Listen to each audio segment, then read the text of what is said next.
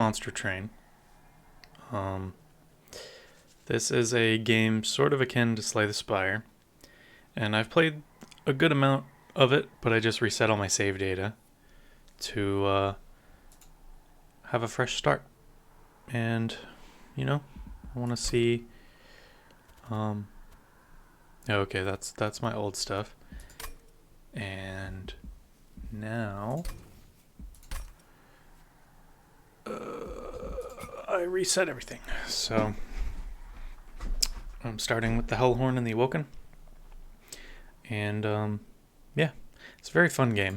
I actually like it more than Spire. I didn't actually play Spire all that much, but it's because I kind of lost interest. But this game has a lot more like dimensions to it, to me at least, and I like that a lot better. So let's just jump into it. You get to choose like a primary clan and a backup clan, and I think this might be a tutorial. Oh yeah, it just starts you. Okay, so when you first start, it doesn't actually like explain how like a pre-fight setup goes, but you'll learn. I mean, it is kind of weird how they throw you in, because some of my favorite aspects aren't even like hinted at in the tutorial, so when you're done with the tutorial it's like, whoa, that's different. These are the people. Game's been out for a few months now. I wanted to make videos of it when it first came out, but I was poor and didn't have any recording equipment, and now I have a crappy webcam, but I've learned somewhat how to stream, so why not? This is your pyre. This is what you want monsters not to get to, and those are bad guys. And your train has 3 levels, I think 3, yeah. And they move up every turn, and you basically have to use that to your advantage. Also, you this is your floor limit. Your monsters have like a front line guy who will like take the hits first. Yeah. Oh, this is all going to be explained in the tutorial. I don't know why I'm saying it. The combat previews are something I personally like a lot. Tells you like if you just ended your turn right then and there, what's going to happen at a glance. So I like to have this guy in the back so he survives, because this guy's going to take the hit. And we're going to kill this person. These torches deal 2 damage.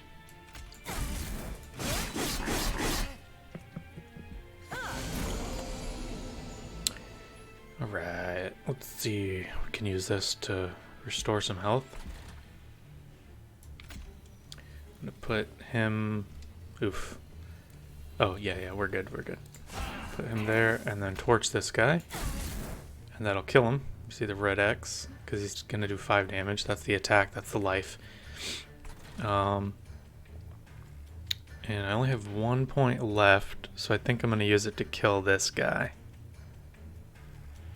Could heal him, but I think I'll heal him later. And yeah.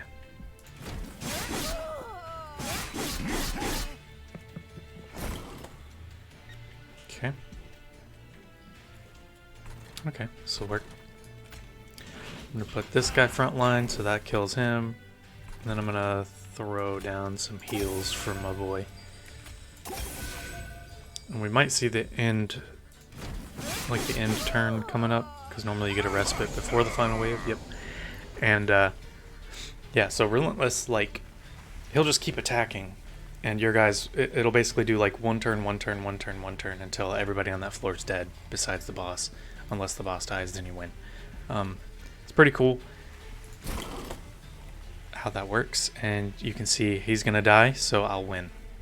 He'll just attack a few times. You'll see.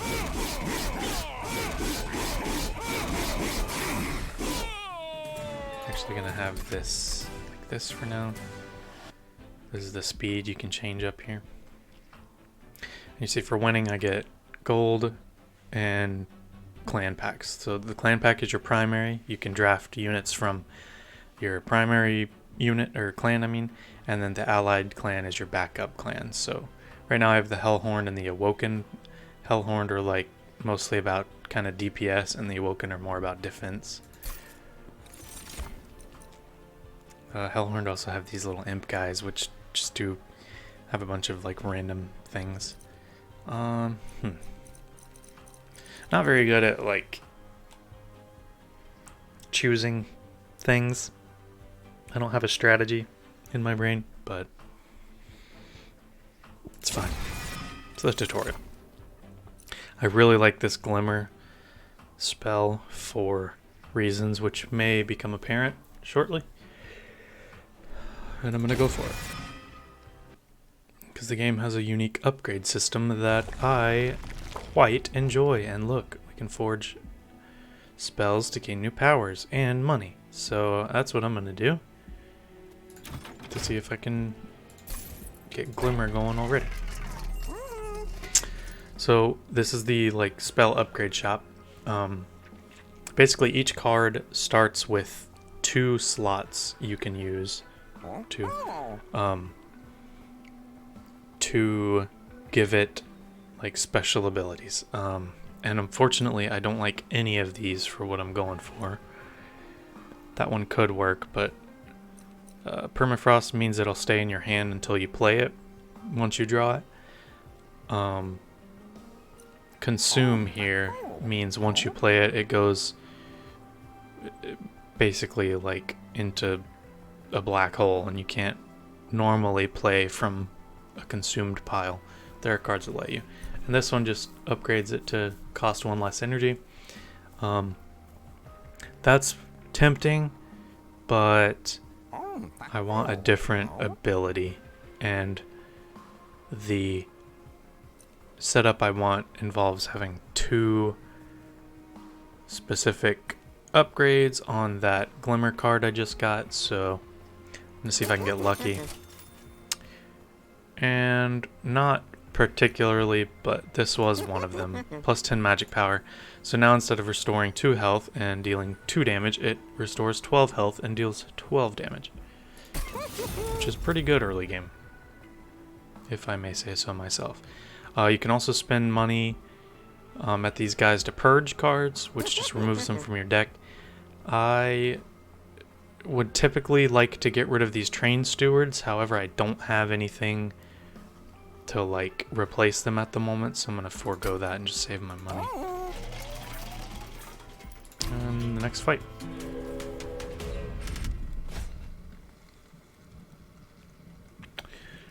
Barbed Disciples. Disciples. Die Sky, please. Okay, these guys have spikes. So that means you take damage when... Okay, yeah, these guys enchant all the other people with spikes, and then when you attack those guys with spikes, you take damage.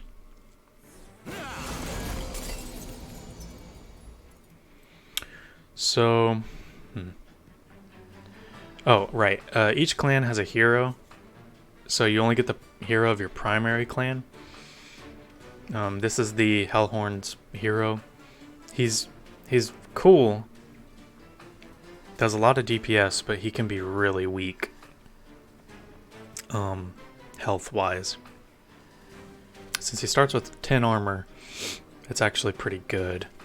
But in a typical run-through, that's not the tutorial, you'll actually get to choose an upgrade for your champion to start off with, so you can kind of like base your run off of that first upgrade you get, which I think is fun, and it's just another kind of dimension of it all that makes it rather enjoyable. I'm gonna go ahead and kill this guy. I don't like spikes at all. 2 spikes could suck. If he didn't have that armor, 3 of his attacks would kill himself, and he starts with 2 attacks, so he would almost kill himself right off the gate. Also, another thing I like about this game is the music. It's got pretty... They're like different songs, I think based on which clan you're playing as. And this one gives me like a Harry Potter vibe. And there are others that give me like Zelda vibes. It's pretty cool. It gets stuck in your head. Anyway, I like having a shield up here, a meat shield, so to speak. And then this guy, let's see. Yeah, I'm gonna go ahead and summon another one up top. Get some defenses going.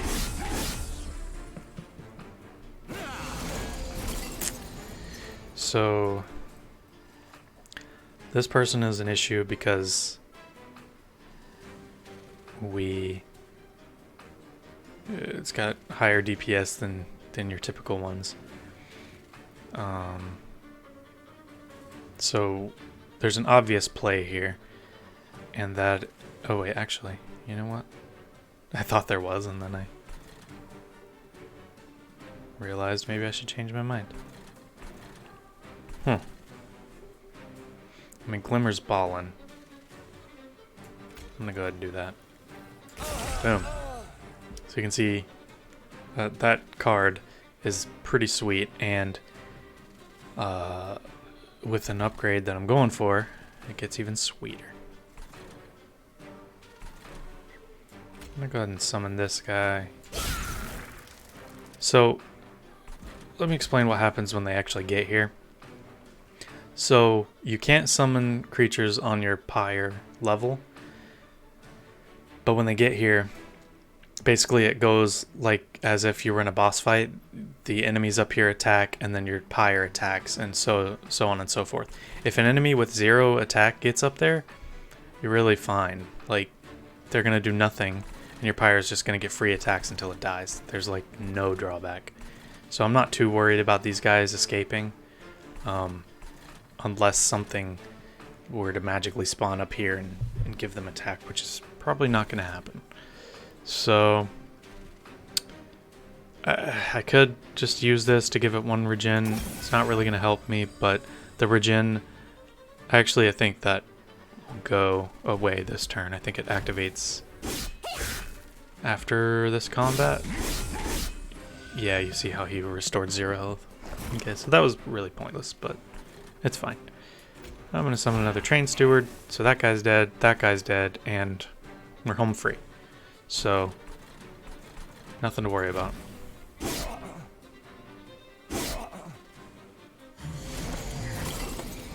I have found a wave. I'm going to go ahead and torch this guy gladly so as to remove the spikes. You see that made my damage basically double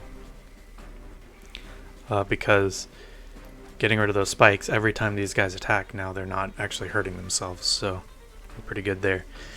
Not sure what to go for here.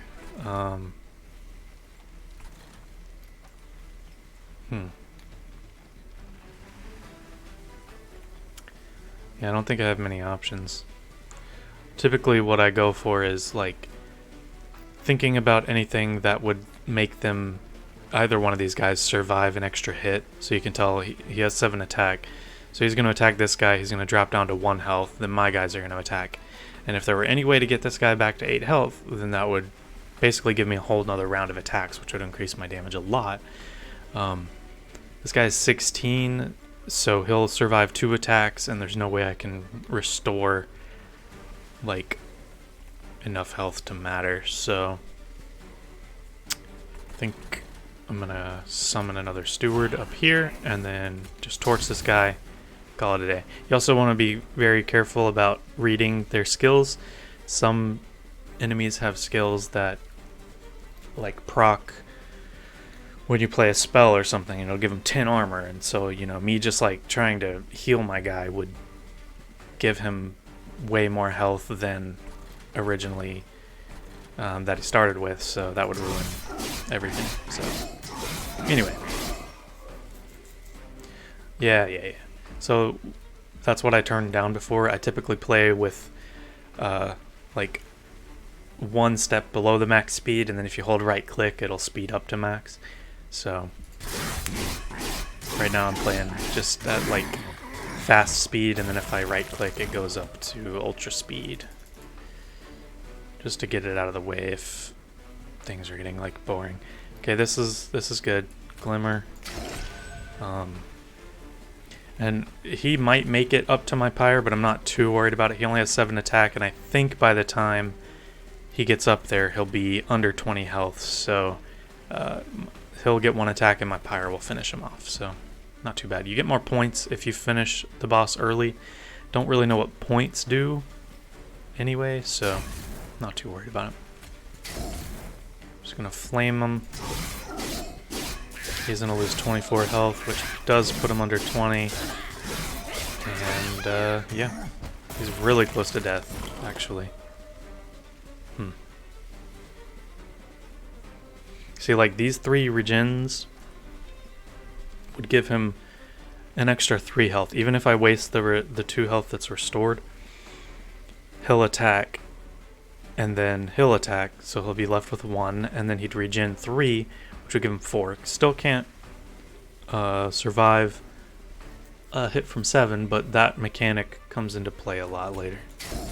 At least with the way I play this game, which is probably not right, but you know, who cares?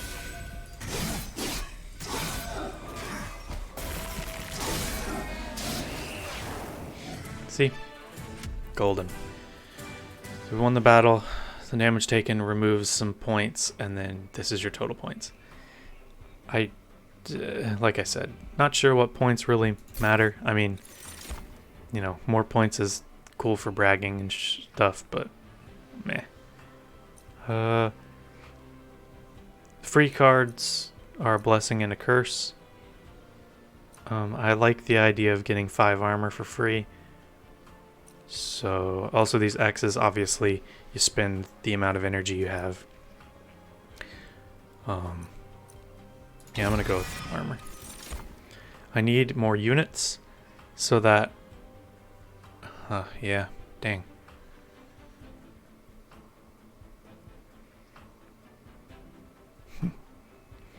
This card could be really strong later on, I guess.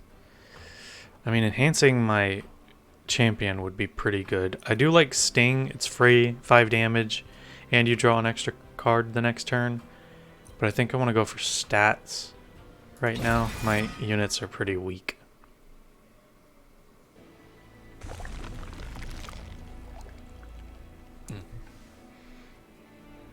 Let's see. Oh, I think my phone died.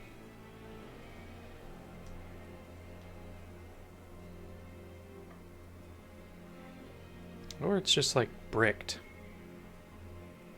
Pfft, that was... Lordy. Okay. Kind of broken. Okay, so as you can tell, there's different stuff on the screen now. Every time you win a fight, you get to choose one path, left or right. This duplicates a card that's not your champion, which can be really cool sometimes because, like this Glimmer, where I upgraded it with 10 magic power, if I were to dupe it right now, it would retain, the new copy would retain that Power Stone upgrade. So that can be really cool if you dump a lot of upgrades into one card. Then you get to dupe it, and I'm kind of tempted to dupe this Glimmer, to be honest. This one restores pyre health, could be good. I'm not too worried about restoring 7 health. These are kind of like your, sort of like your question mark rooms from Slay the Spire. You have a random event. There is, at least as far as I can tell, there's no chance of like getting into a combat like the question mark rooms in Slay the Spire, but there's usually pretty good things, actually. I don't recall ever coming across something that was like purely negative, and that does happen in Spire. Now these chests, you gain an artifact exactly like Slay the Spire. Different artifacts do different things. I think the ones in this game are actually like much more powerful than Spire, much more game changing. I think I'm going to take this right path because I want an artifact, and when you choose one of these you get to choose between 2 artifacts. I want a unit, and you get this no matter what because it's in the middle. Okay, yeah, I'm gonna do that. So, yeah, Infused Mallet, 25% chance to deal 5 damage when an enemy unit enters your train. Early game, pretty crazy. Honestly, I'm probably gonna take it now. And then the improved Firebox, you gain 7 energy on the first turn of battle. If I had a lot of those like X cost cards, that could be pretty crazy too. But I really like the idea of a chance of killing like those back, the like weaker units in the back that just buff their guys. And an awoken unit. Okay, now we're talking. So both of these guys work sort of similarly. As soon as you summon them, they gain that much max health. It doesn't, like, you have to heal up to that max. They don't, like, gain 60 health. It would be 15 out of 75 as soon as I summon him. And then every time he gets healed, he gains another max health and an attack. That's pretty good. And this guy is similar, except when he gets healed, he gets spikes too. So this guy is probably who I'm gonna go with. Actually, this guy seems a little better, kind of, for what I'm wanting. Basically, he's gonna be my defense in an ideal world of my champion. So yeah, I'm gonna go with that. And then we get to see this. So you're like riding in your train and you come across something random. This is a fissure. You've seen cracks like this before, often allowing you to multiply your forces through some ancient magic, but this one is different, unstable. Throwing someone in a fissure could have unusual side effects, while just absorbing the energy from afar could have a more expected effect. So I get to either copy a card or copy a card 5 times. Oh my. Is there anything I would like to copy 5 times? I don't know if I actually get to choose what I'm copying, so that could be scary. Huh. Okay. You know what? With this guy, I'm gonna go with duplicating my Glimmer. And about now is when I would want to get rid of at least like one train steward, because I really want to summon / draw that rejuvenation guy I just got pretty early on, ideally turn 1. Okay, this is another guy. So he summons like bombs every turn on a random level, and they can be a little problematic. And this effect changes sometimes, but this one's probably my least favorite one. Damage shield just nullifies one source of damage, and you can see that artifact I got already worked on this middle guy. Yep, I forget we're still in the tutorial. Game gets a lot better after this, actually.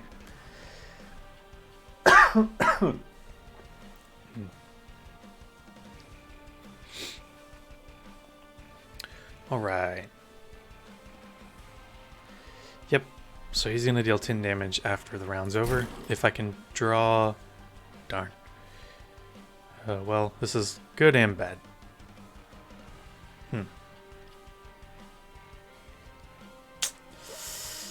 Oof, yeah. It's more good than bad. But kind of rough. So I'm definitely going to torch this guy that heals. This thing's going to explode no matter what, because if I torched it right now, it would just get rid of damage shield, and then I would have no way of hitting him. Definitely going to torch this guy, and then enhance this dude to get a little more health. Hopefully next turn I draw a bunch of rejuvenations, and I can just heal him again. And once again, boom, 25% chance, and I hit both of those guys. Glimmer is a great draw here, and so is Fortify, really. I'm just gonna work on saving my guy for now. So that procs his rejuvenation ability because it healed him. And I'm going to go ahead and do that again. Boom. So you can see he's already up to 20 damage just from that rejuvenate ability. Pretty sweet. And I'm going to go ahead and give him some armor too, because he's kind of my top dog at the moment.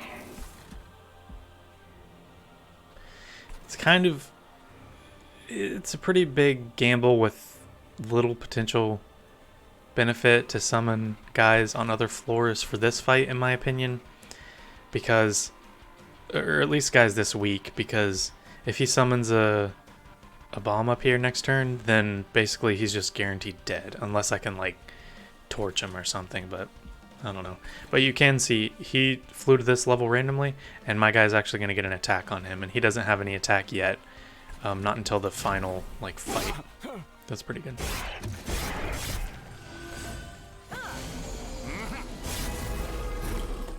And exactly, well, I have 2 torches. Okay, yeah, no, this wasn't too bad. So the first two, okay, actually, I don't know why that just happened. I thought he had damage shield. I must have missed something. Unless the 5 damage, unless this thing can proc on those, and that happened. Okay, I'm gonna assume that's what happened. That's cool. I didn't actually know that could happen.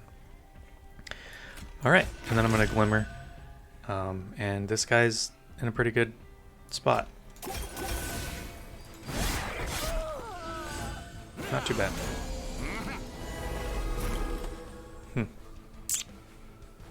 Didn't proc there, but I don't have to worry about anything, because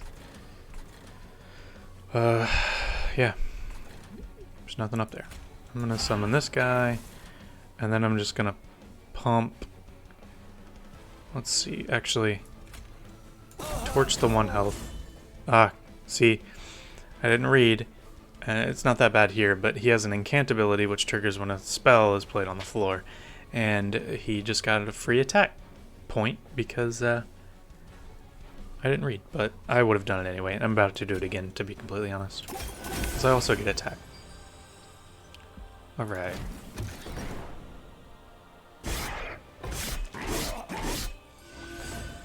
So you may have noticed this dude with multi-attack was able to, his first attack killed 1, and then his second attack went to the next guy. So that makes that ability really good. And let's see. So this guy's probably going to make it up to my spire, which is less than optimal, but what can you do?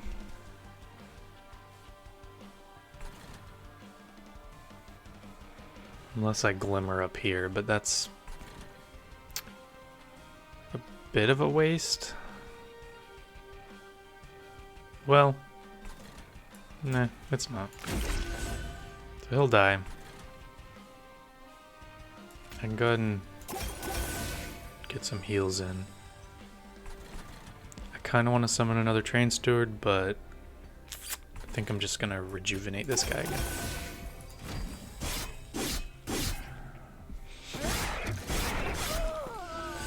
So you could see that when I did that, his projected damage reduced by 1 because this rejuvenate gave him another regen. You know, that the projected outcome thing isn't actually a default setting. So I would suggest if you're starting this game to turn that on, because it's very useful to make it like easier to tell what's going to happen at a glance. You see I'm only doing 149 damage. He has 245 health. That's not ideal by any means. Kind of is what it is. This particular situation... Actually, increasing his damage is going to go a long way. So 140 something to 197, he's almost dead. And if I can restore this, boom, we're done. So I'm going to hold right click here and it's going to speed it up.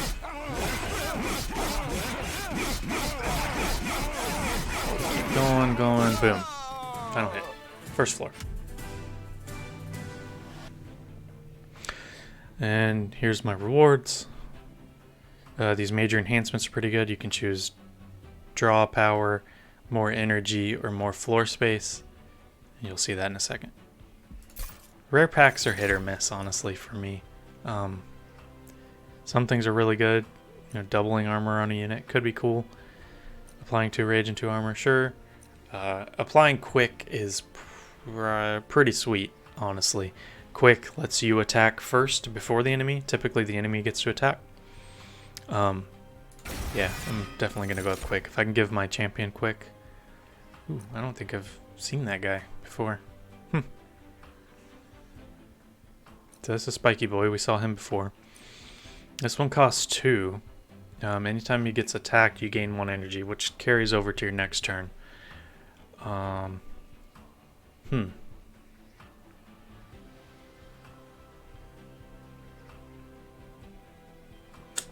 do need more units. This guy gets rage 4. Rage, well, it says you get 2 energy per stack, so he'd start out with 8 more, or attack, I mean. Start out with 8 more attacks, so 18. And it would go down by 2 every turn, unless he kills someone, which applies another rage 3. I'm going to go with him. Now we have an option of... oh, these things also increase your Pyre's attack and health too, I forgot. But we have energy, draw, or floor space. I'm pretty tempted to go with drawing, actually. I'm going to do that. Maybe